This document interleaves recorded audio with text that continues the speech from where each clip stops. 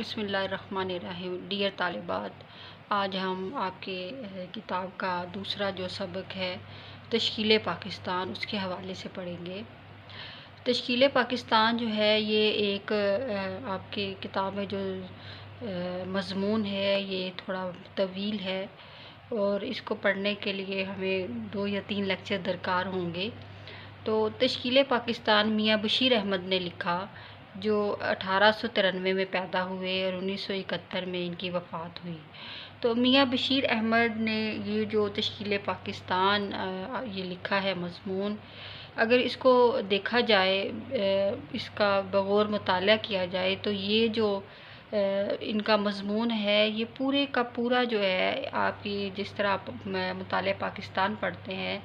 تو اس کا احاطہ کرتا ہے۔ یعنی اس چیپٹر کو یا اس مضمون کو ہم ایک کمپریسڈ فائل کہہ سکتے ہیں۔ یعنی کمپریسڈ فائل کا مطلب ہوتا ہے کہ جس میں بہت وسیع و غریض پورے کا پورا جو ہے ایک جو مضامین کا مجموعہ ہے وہ اس میں آتا ہے۔ تو تشکیل پاکستان یہ صرف آپ کا ایک چیپٹر ہی نہیں ہے، بلکہ تشکیل پاکستان بننے سے پہلے اور پاکستان بننے کے بعد تک کا ایک سفر ہے جو ہمیں اس کی سیر کراتا ہے اور اس کے تمام حالات کے بارے میں بتاتا ہے۔ تو میاں بشیر احمد نے نہایت ہی محنت سے اور نہایت ہی انہوں نے ذہن لگا کے تشکیل پاکستان کا یہ مضمون لکھا ہے۔ تو میاں بشیر احمد کے اس مضمون کو شروع کرنے سے پہلے میں نے آپ کے سامنے کچھ یہ نکات لکھے ہیں، کیونکہ یہ جو چیپٹر ہے آپ کا بہت طویل ہے اور اتنا طویل ہے کہ ہمارا یہ تجربہ ہے ایز اے ٹیچر کہ ہم پڑھاتے پڑھاتے جو ہے تھک جاتے ہیں اور بچے پڑھتے پڑھتے تھک جاتے ہیں۔ تو مقصد یہ ہے کہ آپ نہ تو ہم تھکیں اور نہ آپ تھکیں اور آپ کو صحیح طرح اس کی سمجھ آ جائے۔ تو اس کے لیے میں نے کچھ پوائنٹس آپ کو نظر آ رہا ہوگا کہ بورڈ پہ لکھے ہیں۔ پہلے تو ہے میاں بشیر احمد کا، میں نے اس میں تعریفی جو ہے وہ اس کا ایک خاکہ سا بنایا ہے کہ میاں بشیر احمد کون تھے۔ میاں بشیر احمد مسلم لیگ کے رہنما تھے، مسلم اسٹوڈنٹس فیڈریشن کے صدر بھی رہے اور رکن مجلس وضع قوانین تھے۔ یہ رکن مجلس وضع قوانین پاکستان بننے سے پہلے بھی یہ تھی تحریک، یہ جماعت، اور پاکستان بننے کے بعد بھی یہ رہی۔ اس کے بعد میاں بشیر احمد کے قائد اعظم سے ذاتی مراسم بھی تھے، عقیدت بھی تھی۔ یہی وجہ ہے کہ جب یہ تحریک پاکستان چل رہی تھی تو میاں بشیر احمد نے قائد اعظم کی ذاتی مراسم اور عقیدت کی بنا پر ایک نہایت ہی مشہور جو نغمہ ہے، ملت کا پاسباں ہے محمد علی جناح، تو یہ جو ہے نغمہ وہ انہوں نے اس وقت لکھا اور یہ بہت مشہور ہوا۔ اور آج بھی پی ٹی وی میں اکثر اگر آپ پی ٹی وی کو دیکھتے ہو تو اس میں قائد اعظم کے حوالے سے یہ نغمہ جو ہے یہ لگایا جاتا ہے۔ تو اس کے بعد اس تعریفی میاں بشیر احمد کے تعارف کے بعد جو میں نے آپ کے سامنے نکات پیش کیے ہیں وہ ہے سبق کے اہم نکات، ان کی طرف آپ دیکھیے، ان کو توجہ سے سنیے اور ان کو لکھ کے آپ اپنی کتاب پہ یا اپنی کاپی پہ اس پر غور کریں۔ اس میں نے جو نکات لکھی ہیں یہ سارے کے سارے آپ کے مطالعہ پاکستان کے جو بھی آپ پڑھتے ہیں اس حوالے سے ساری باتیں ہیں، اور اس چیپٹر میں بھی آپ کو یہی چیزیں ملیں گی۔ اگر آپ اس کو سمجھ لیں گے ان نکات کو تو آپ کو چیپٹر کو سمجھنے میں بھی آسانی ہوگی۔ تو برصغیر میں مسلمانوں کی 300 سالہ تاریخ اس سبق میں بتائی گئی ہے کہ 300 سال کی جو تاریخ تھی برصغیر میں مسلمانوں کی، اس وقت ان کے حالات کیا تھے اور اس کے بعد جو 300 سال کے بعد مسلمانوں کی برصغیر میں کیا حالت تھی۔ اس کے بعد ہے ہندوستان کا خوشحال مغلیہ دور، پھر ہے انگریزوں کی بحیثیت تاجر آمد، اس کے بعد ہے محلاتی سازشیں اور انگریزوں کا فریب، اس کے بعد آتا ہے مسلمانوں کا زوال اور انگریزوں کا راج، یعنی مسلمانوں محلاتی سازشوں کے بعد جب انگریزوں نے فریب کیا، مکر و فریب کیا، تو کس طرح مسلمانوں نے جو مغلیہ دور کا خاتمہ کر کے مسلمانوں کو زوال کی طرف لے جا کے خود جو ہے وہ دلی پر راج کیا، ہندوستان پر راج کیا۔ اس کے بعد انگریز حکمرانوں اور ہندوؤں کی سازشیں، یعنی انگریز حکمران بن گئے اور ہندوؤں نے انگریزوں کے ساتھ گٹھ جوڑ کر کے مسلمانوں کے خلاف سازشیں کرنا شروع کر دی۔ اور جب یہ سازشیں حد سے زیادہ بڑھ گئیں تو مسلمانوں نے استحکام پاکستان کا تقاضا کر دیا، اور استحکام پاکستان کے تقاضے کے وقت کے بعد وہ جو قربانیاں ہوئیں ان کے بارے میں دیکھا گیا کہ وہ انہوں نے کیا قربانیاں کی اور اس طرح پاکستان کا وجود عمل میں آیا۔ اس کے بعد جو میں نے آپ کے سامنے یہ لکھا ہے یہ بھی یہی اہم نکات ہیں اس سبق کے، اور اس کے بارے میں میں نے ایک پلیٹ سی آپ کے سامنے پیش کی ہے کہ دیکھیے کہ برصغیر میں مسلمانوں کا شاندار دور حکومت، یعنی 12ویں صدی سے 19ویں صدی تک برصغیر میں مسلمانوں نے جو اپنی حکومت کی اس کے بارے میں بات کی گئی ہے اس چیپٹر میں۔ پھر اس کے بعد ریشہ دوانیاں اور محلاتی سازشوں سے مغلیہ حکومت کا جب زوال ہوا تو اس وقت کیا حالات تھے وہ اس تشکیل پاکستان آپ کے اس سبق میں ہے، اس کے بارے میں بتایا گیا۔ اس کے بعد ہے برطانوی حکومت کی ابتدا، یعنی انگریز جو آئے تھے 1857 میں، انہوں نے حکومت جب مسلمانوں سے لی، مغلیہ حکمرانوں سے لی، اور 1947 تک یعنی قیام پاکستان بننے تک جو ان کی حکومت ہے وہ اس وقت کیا حالات تھے، اور مسلم رہنماؤں کی جانب سے نشاط ثانیہ کی کوشش، یعنی جو مسلمان رہنما تھے انہوں نے اس وقت کی نزاکت کو سمجھا اور مسلمانوں کی فلاح کے لیے انہوں نے جو کام کیا۔ تو وہ مسلم رہنما بھی دو طرح کے تھے، ایک تھے مذہبی رہنما اور دوسرے تھے جدت پسند رہنما۔ مذہبی رہنما میں کون تھے؟ سید احمد دہلوی، یعنی یہ جو تھے یہ مذہب کی طرف راغب تھے، ان کا کام تھا کہ صرف مذہب کو ہی سامنے رکھ کے ہم جو ہے دوبارہ اپنا عروج حاصل کر سکتے ہیں۔ اور جو جدت پسند رہنما تھے جیسے سر سید احمد خان، یہ چاہتے تھے کہ مسلمان جو ہیں وہ انگریزی تعلیم حاصل کریں، یہ جدید علوم حاصل کریں، انگریزوں کے ساتھ یہ اتحاد سے رہیں، اتفاق سے رہیں، اور ہندوستان اور میں انگریزوں اور ہندوؤں کے ساتھ اتحاد کر کے ہی ان کا گزارا ہو سکتا ہے، ورنہ ان کا کوئی پریشان حال نہیں ہے۔ پھر ان دونوں جو مذہبی رہنماؤں کی کوششوں سے کیا ہوا کہ ہندوستان میں کانگریس کا قیام ہوا، یعنی ہندوؤں اور مسلمانوں کی کوششوں سے کانگریس کا قیام عمل میں آیا۔ پھر اس کے بعد پہلی جنگ عظیم کے اثرات جو برصغیر میں آئے اس کے حالات کے بارے میں اس میں بتایا گیا ہے۔ پھر اس کے بعد مسلم لیگ کا قیام عمل میں آیا، یعنی جب مسلمانوں نے دیکھا کہ کانگریس میں مسلمانوں کی مفاد کے لیے اور فائدے کے لیے کوئی بھی اتنا کام نہیں ہو رہا، تو پھر مسلمانوں نے الگ ایک اپنی جماعت قائم کی مسلم لیگ کے نام سے۔ پھر ہے میثاق لکھنؤ کے اثرات، یعنی لکھنؤ میں جو معاہدہ ہوا اس کے اثرات کیا ہوئے، انگریزوں نے اس کی کس طرح تردید کی اور مسلمانوں نے اس سے کیا سیکھا۔ پھر نہرو رپورٹ آئی جو نہایت ہی سخت قسم کی تھی اور صرف اس میں ہندوؤں کے لیے فائدہ تھا اور مسلمانوں کے لیے کوئی بھی اس میں فائدہ نہیں تھا۔ تو یہ تمام جو چیزیں ہیں، یعنی کانگریس کے قیام کے بعد پہلی جنگ عظیم کے جو اثرات تھے، مسلم لیگ کے قیام کے بعد، اور میثاق لکھنؤ اور نہرو رپورٹ کے اثرات سے مسلمانوں نے یہ سوچا کہ اب ہمیں ایک الگ ملک کی جو ہے وہ اس کا تقاضا کرنا چاہیے۔ تو اس کے لیے پاکستان جو ہے قرارداد پاکستان جو 1940 میں الہ آباد میں ہوئی وہ اس کا قیام عمل میں آیا۔ قرارداد پاکستان کے بعد مسلمانوں نے جو شخروش سے پاکستان کے قیام کے لیے کوششیں کرنا شروع کر دی، اپنے تن من دھن کے لیے جو کی قربانی دینا شروع کی، تو پھر پاکستان کا قیام عمل میں آیا۔ تو یہ وہ نکات ہے جو آپ کو اس پورے چیپٹر میں ملیں گے، تو اس کے بارے میں آپ کا جاننا ضروری تھا کہ اسٹیپ بائی اسٹیپ جو میں نے آپ کو لکھا ہے آپ اس کو دیکھیں گے، غور کریں گے۔ یہ تمام جو نکات میں نے لکھے ہیں یہ آپ کے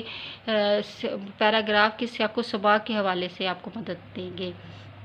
اس کے علاوہ تشریح میں بھی آپ کو یہ مدد دیں گے۔ تو آپ نے اس کا اسکرین شاٹ لے لینا ہے بچوں، اور آپ نے اس کو لکھ لینا ہے اپنی کتابوں میں یا اپنی کاپیوں میں، تاکہ آپ کو بعد میں اس کے لیے اس کے سیاق و سباق لکھنے میں آسانی ہو۔ تو اب آتے ہیں باقاعدہ کے سبق کی طرف۔ سبق دیکھیے کہ تشکیل پاکستان میاں بشیر احمد 1893 سے 1971 تک۔ تو میاں بشیر احمد نے 1893 میں جسٹس میاں شاہ دین ہمایوں کے ہاں پیدا ہوئے تھے۔ والد سے وراثت میں ہی شعر و ادب کا ذوق پایا تھا۔ تحریک پاکستان کے نہایت ہی سرگرم رکن تھے۔ ان کا شمار قائد اعظم کے خاص رفقا میں ہوتا ہے اور قائد اعظم سے ان کا دلی لگاؤ تھا۔ اور میاں بشیر احمد شاعر بھی تھے اور تحریک پاکستان کے دنوں میں انہوں نے کافی خدمات سر انجام دی۔ تو باقاعدہ اس کا آغاز کرتے ہیں۔ سبق کا ہندوستان میں اسلامی حکومت اگرچہ کہنے کو تو اورنگزیب عالمگیر کی وفات 1707 کے 150 سال بعد قائم رہی، لیکن دراصل حکومت اور عمرہ دونوں کی طاقت اور سطوت 18ویں صدی کے وسط تک ختم ہو چکی تھی۔ سطوت شان و شوکت، عمرہ حکومت چلانے والے، یعنی یہاں پہ مصنف کہہ رہے ہیں کہ ہندوستان میں اسلامی حکومت اگرچہ تو قائم تھی، یعنی اورنگزیب کی وفات کے جو 1707 میں ہوئی، اس کے 150 سال بعد بھی مسلمانوں کی حکومت ہندوستان پر رہی، لیکن اصل میں وہ حکومت اور عمرہ دونوں کی طاقت اور سطوت، یعنی دونوں کی شان و شوکت 18ویں صدی کے وسط تک ختم ہو چکی تھی، یعنی 18ویں صدی کے درمیان میں ہی ان کی جو شان و شوکت تھی وہ مسلمانوں کی وہ ختم ہو چکی تھی۔ 19ویں صدی کے شروع میں مسلمانوں کے سیاسی تنزل کی تکمیل ہوئی۔ تنزل حکومت کا خاتمہ، یعنی 19ویں صدی کے شروع میں ہی مسلمانوں کی حکومت کا خاتمہ ہو گیا تھا۔ چنانچہ 1803 میں انگریز دہلی میں داخل ہوئے۔ 1803 میں جب انگریز دلی میں داخل ہوئے، لیکن اسی زمانے میں بعض افراد کے دل میں مذہبی احیاء اور معاشرتی اصلاح کا خیال پیدا ہوا۔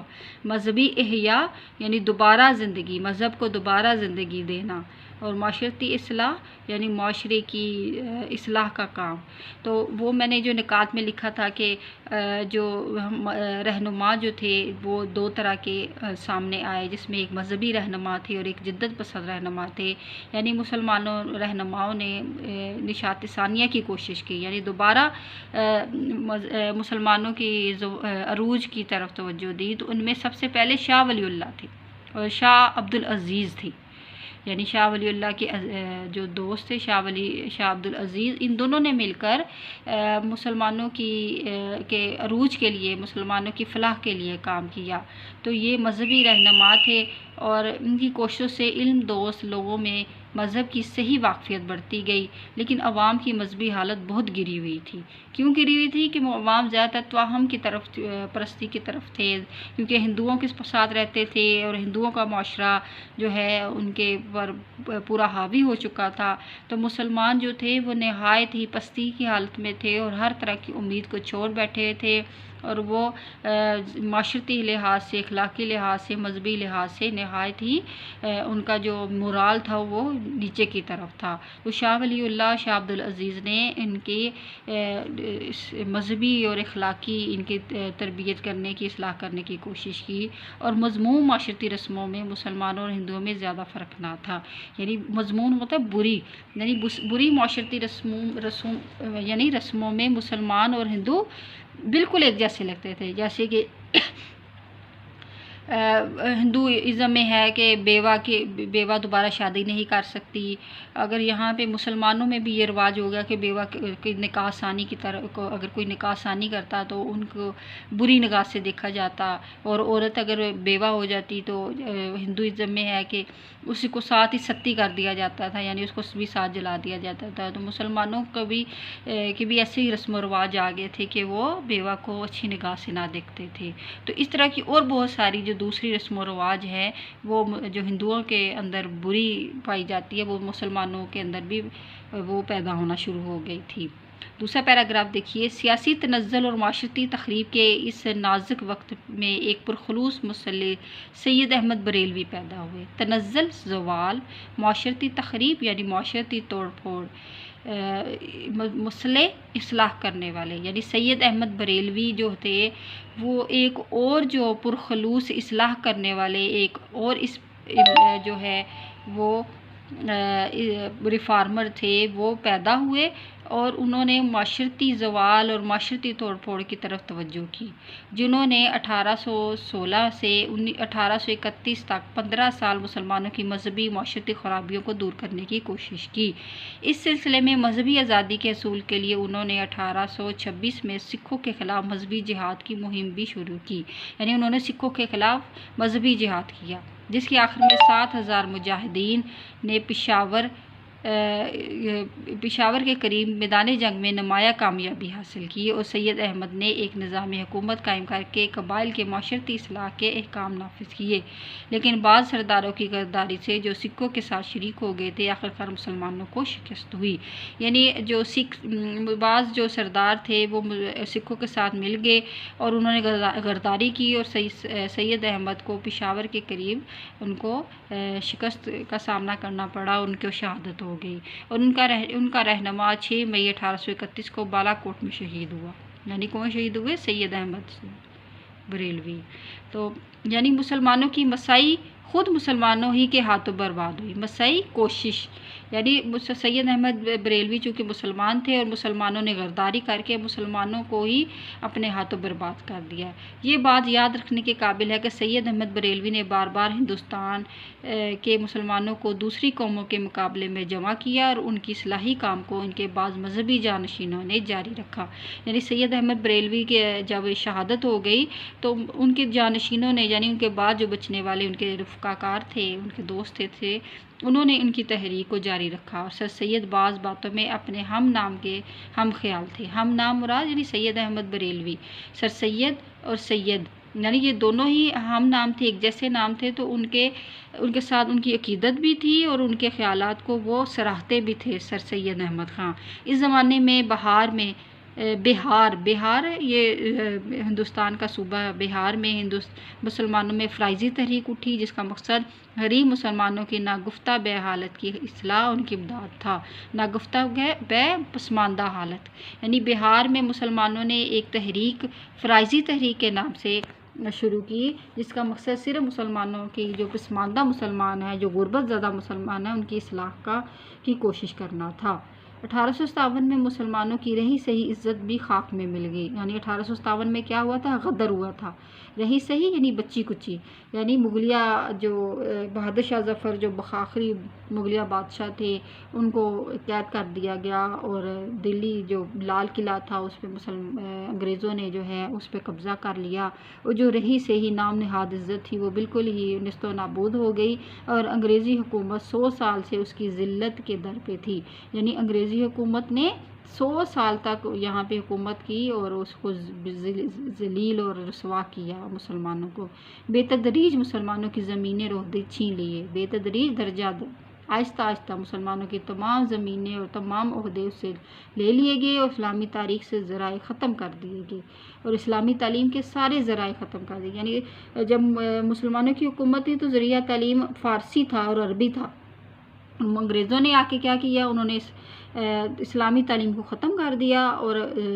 جو تعلیم تھی وہ اس کو انگریزی بنا دیا، یعنی سرکاری زبان کو انگریزی بنا دیا۔ تو مسلمان تو انگریزی سے بالکل نابلد تھے، وہ تو انگریزی کو جانتے ہی نہیں تھے، وہ تو عربی اور فارسی کو اور اردو کو جانتے تھے۔ تو اس وجہ سے مسلمان جو تھے وہ وزارتوں سے بھی ان کا کوئی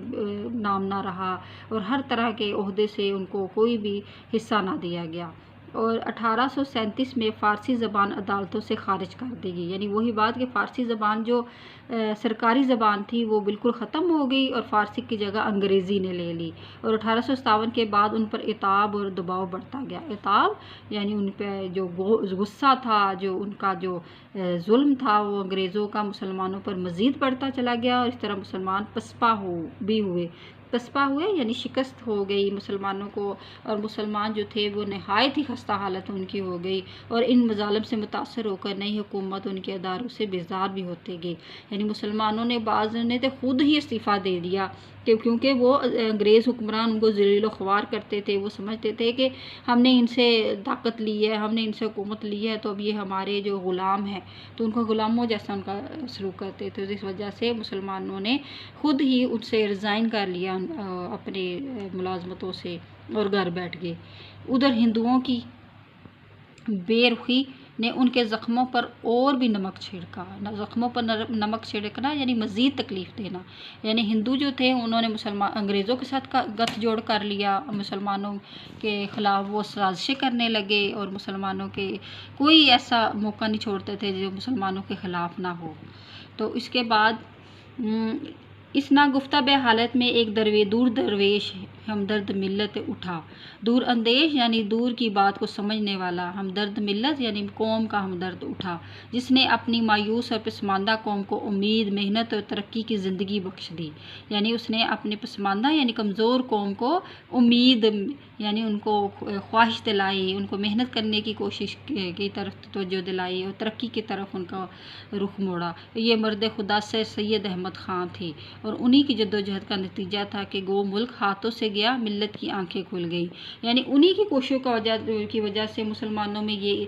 جو ہے یہ بات ان کے دلوں میں اور ان کے ذہنوں میں آئی کہ ملک ہاتھوں سے گیا ہے تو ملت کی آنکھیں کھل گئی، یعنی قوم کی آنکھیں کھل گئی ہیں۔ پہلے تو قوم خواب خرگوش میں بیٹھی ہوئی تھی، پہلے تو مغلیہ دور تھا اور عیش و عشرت تھی، لیکن اب ملک ہاتھوں سے چلا گیا ہے تو قوم کو پتہ چلا ہے کہ جب حکمرانی چلی جاتی ہے، جب آپ کی ہر قسم کی آپ سے نعمتیں چھین لی جاتی ہیں تو پھر کیا حالات ہوتے ہیں۔ تو سر سید احمد خان نے قدامت پسند مسلمانوں کو نئے زمانے کی ضروریات سے آگاہ کیا۔ قدامت پسند یعنی پرانی سوچ کے مالک مسلمانوں کو نئے زمانے کی ضروریات سے آگاہ کیا، یعنی واقف کیا اور ہزاروں وقتوں سے ان کو نئے علوم کے حصول اور نئی حکومت سے تعاون پر آمادہ کیا۔ یعنی سر سید احمد خان کی کوششوں سے ہی مسلمانوں نے نئی حکومت کے ساتھ ہاتھ ملانے کی کوشش کی۔ یعنی سر سید احمد نے کہا مسلمانوں کو کہ اگر تم انگریزوں کے ساتھ تعاون نہیں کرو گے، اگر ان کے ساتھ ان کی بات نہیں مانو گے تو پھر تمہارا ہندوستان میں رہنا محال ہو جائے گا،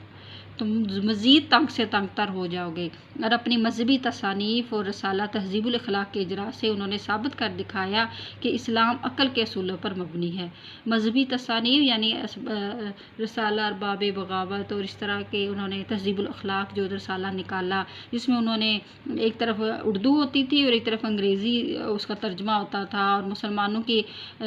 بارے میں مسلمانوں کے خیالات کو بتایا جاتا تھا کہ مسلمان کسی طور پہ بھی انگریزوں کے خلاف نہیں ہے، بلکہ وہ اسلام کے داعی ہیں اور اسلام جو ہے وہ عقل کے اصولوں پر مبنی ہے۔ ان کی تعلیمی مساعی 1877 میں تکمیل کو پہنچی اور جب علی گڑھ کالج کا افتتاح ہوا۔ یعنی سر سید احمد خان نے اس وقت سوچا کہ مسلمانوں کو جو چیز آگے پہنچا سکتی ہے وہ صرف اور صرف تعلیم اور علم ہے، لہٰذا انہوں نے مسلمان بچوں کی تعلیم کے لیے علی گڑھ کالج 1877 میں قائم کیا۔ اور علی گڑھ کالج صرف ایک کالج ہی نہ تھا، صرف ایک ادارہ ہی نہ تھا، بلکہ ایک تحریک تھی جس نے نوجوان مسلمانوں کو تعلیم سکھائی، مغربی اور جدید اور سائنسی علوم کی طرف ان کو آگاہ کیا، اور مسلمانوں نے اس قابل ہو گئے کہ وہ اپنے پاؤں پہ کھڑے ہو سکیں اور آنکھ سے آنکھ ملا کر ہندوؤں اور انگریزوں کا مقابلہ کر سکیں۔ تو کم از کم 30 برس تک مسلمانان ہند کا واحد قومی مرکز رہا، یعنی 30 سال تک علی گڑھ تحریک نے، علی گڑھ کالج نے ہندوستان کے مسلمان بچوں کو پڑھایا، ان کو انگریزی کی تعلیم دی، ان کو عربی کی تعلیم دی اور ان کو سکھایا کہ صرف عربی اور فارسی ہی علم حاصل کرنا ضروری نہیں ہے، بلکہ انگریزی میں بھی آپ وہی علم حاصل کر سکتے ہو۔ تو 1874 میں سر سید نے پنجاب کا دورہ کیا، جہاں زندہ دلانے پنجاب کی قدردانی ان کو بڑی طاقت پہنچی۔ پنجاب کے مسلمان سر سید کی منادی پر اس طرح دوڑے جس طرح پیاسا پانی پر دوڑتا ہے۔ سر سید کی منادی پر یعنی سر سید نے جب پکارا پنجاب کے مسلمانوں کو کہ کون مسلمان قوم کے لیے اپنا جان کا نذرانہ پیش کر سکتا، اپنی خدمات پیش کر سکتا ہے، تو قوم جو ہے ایسے دوڑی جیسے پیاسا پانی پر دوڑتا ہے۔ ایک طرف وہ علی گڑھ سے وابستہ ہوئے، دوسری طرف انہوں نے لاہور میں انجمن حمایت اسلام کا ادارہ قائم کیا۔ یعنی سر سید احمد خان نے علی گڑھ کالج بھی قائم کیا اور انجمن حمایت اسلام کا ادارہ بھی قائم کیا، اور 1886 میں سر سید نے آل انڈین محمد ایجوکیشنل کانفرنس کی بنیاد رکھی، جس کے اجلاس میں ہر سال مختلف مقامات پر منعقد ہو کر مسلمانوں کو ایک نئی زندگی پھونکنے کا باعث ہوئے۔ یعنی آل انڈیا محمدن ایجوکیشن کانفرنس میں مسلمانوں کے مفاد پر بات کی جاتی تھی اور مسلمانوں کے فائدے کے لیے اس پہ بات کی جاتی تھی، اور ہر سال یہ منعقد ہوتا تھا اس کا اجلاس۔ اور 1868 میں بنارس کے بعض ہندوؤں کو یہ خیال پیدا ہوا کہ اردو کو موقوف کر کے ملک میں بادشاہ زبان رائج کی جائے، موقوف کر کے ختم کر کے بادشاہ یعنی ہندی زبان کو رائج کیا جائے۔ یعنی مسلمان بنارس کے ہندوؤں کو ایسے ہی خیال گزرا کہ اردو ختم کر دی جائے اور ہندی، کیونکہ یہ ہندوستان ہے تو ہندو اس میں زیادہ ہے تو ہندی ہی زبان ہونی چاہیے۔ تو سر سید کہتے تھے یہ پہلا موقع تھا جب مجھے یقین ہو گیا کہ اب ہندو مسلمانوں کا بطور ایک قوم کے ساتھ چلنا محال ہے اور دونوں قومیں کسی کام کے دل سے شریک نہ ہو سکے گی۔ یعنی سر سید نے کہا کہ مجھے اس وقت یقین ہو گیا جب بنارس کے ہندوؤں نے یہ کہا کہ اردو ختم کر دو اور ہندی رائج کرو، تو ان کو یقین ہو گیا کہ انگریز جو ہیں وہ کسی بھی وقت ہندو جو ہے کسی وقت مسلمانوں کے خلاف کوئی بھی سازش کر سکتے ہیں، وہ کسی طور پہ بھی مسلمانوں کے مفاد کے لیے بات نہیں کریں گے۔ لہٰذا 1885 میں انڈین نیشنل کانگریس کی بنیاد پڑی۔ سر سید نے مسلمانوں کو اس میں شرکت کرنے سے روکا کیونکہ ان کی دور اندیشی نے دیکھ لیا تھا۔ دور اندیشی یعنی دور تک سوچنے کی والی جو ان کی عادت تھی، اس میں انہوں نے سوچ لیا تھا کہ یہ جو کانگریس بنی ہے یہ صرف ہندوؤں کی جماعت ہے اور اس میں مسلمانوں کے لیے کوئی فائدہ نہیں ہے، لہٰذا انہوں نے مسلمانوں کو اس جماعت میں یعنی کانگریس میں جانے سے روکا کہ اس سے مسلمانوں کو بحیثیت قوم نقصان ہوگا۔ اپنے ایک اہم بیان میں انہوں نے کہا کہ جمہوری طریقہ ہندوستان کے لیے موزوں نہیں، یعنی کہتے ہیں کہ جمہوری طریقہ یعنی ہندوؤں کی جماعت ہے اور اس میں مسلمان بھی شامل ہو رہے ہیں، تو ہندو صرف اپنے ہی مفاد کے لیے کام کریں گے، جمہوری طریقہ ہندوستان کے لیے کبھی بھی موزوں نہیں ہو سکتا۔ ہم مسلمان ہیں تو ہمارے لیے ایک الگ ایک جو جماعت ہے وہ ہونی چاہیے۔ یہ امر قابل غور ہے کہ سر سید کے پیش نظر انگریزوں کی خوشنودی نہ تھی، یعنی سر سید جو تھے وہ انگریزوں کی خوشی چاہتے تھے بلکہ اپنی قوم کی ترقی بھی، یعنی وہ انگریزوں کی خوشی بھی چاہتے تھے اور اپنی قوم کی ترقی بھی چاہتے تھے۔ حقیقت یہ ہے کہ وہ پہلے ہندوستانی تھے جنہوں نے اپنی مشہور تصنیف اسباب بغاوت ہند لکھ کر حکومت کی توجہ دلائی کہ غدر کا سب سے بڑا سبب یہ تھا کہ ہندوستانیوں کو ملک کے سیاسی کونسلوں میں شامل نہ کیا جائے۔ سیاسی کونسلیں یعنی مجلس شورا، یعنی انہوں نے اسباب بغاوت ہند ایک کتاب لکھی تھی اور سر سید نے اس کتاب میں لکھا تھا انگریزوں کو کی توجہ اس بات کی طرف دلائی تھی کہ جو 1857 میں غدر ہوا تھا اس کا سب سے بڑا سبب یہ نہیں ہے کہ مسلمان ہی اس کے اس احاطے میں آئے، بلکہ ملک کی سیاسی کونسلوں میں شامل نہ کیا گیا، یعنی مسلمانوں کے سے چونکہ مشورہ نہ لیا گیا تھا تو اس کی صحیح وجہ جو یہ ہے۔ پھر 1878 میں جب وہ کونسل کے ممبر نامزد ہوئے تو انہوں نے ملکی اور قومی مفاد پر پے در پے تقریریں کی، یعنی سر سید نے کئی دفعہ مسلمانوں کے مفاد کے لیے کونسل کے ممبر جب بنے تو ان کے